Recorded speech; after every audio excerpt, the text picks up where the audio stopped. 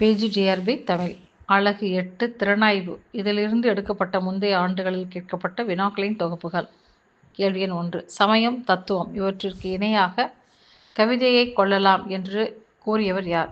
Arnold. கேள்வி எண் 2. இலக்கிய நடையின் 2 பண்புகள் யாவை? ஆற்றல், கருத்து நுட்பம். கேள்வி எண் 3. சொல்ல வரும் கருத்தை சொல்லின் உதவியால் மனக்கண்ணில் காட்சிப்படுத்துவது எது? படிமம். கேள்வி எண் 4. காவல் நிலையத்தில் காவல் அதிகரிப்பு துப்பாக்கிகள் திருடு போயின இக்கவிதையில் உள்ள உத்தி எது? முரண் உத்தி. கேள்வி எண் 5. தமிழ் புற பாடல்களை கிரேக்க வீரயுக பாடல்களுடன் ஒப்பிட்டு ஆராய்ந்தவர் கைலாசபதி. கேள்வி எண் 6. வாசகர்கள்தான் பணிவலுக்கான அர்த்தங்களை வெளிக்கொணர்கிறார்கள் என்பதை உணர்த்தும் கோட்பாடு எது? அமைப்பியல் கோட்பாடு. கேள்வி எண் 7. பட்ட தொட்டி என்ற இலக்கிய சங்கத்தை அமைத்தவர் யார்? ரசிகமணி டி.கே. சிதம்பரநாதர்.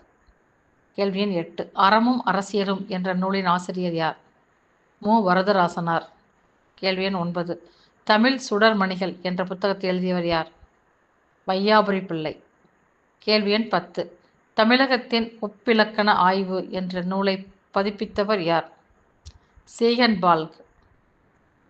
உங்களுக்கான கேள்வி. தற்கால தமிழின் முதல் திறன் ஆய்வாளராக கருதப்படுபவர் யார்? இதற்குரிய பதிலை கமெண்ட் பாக்ஸில் சொல்லுங்க.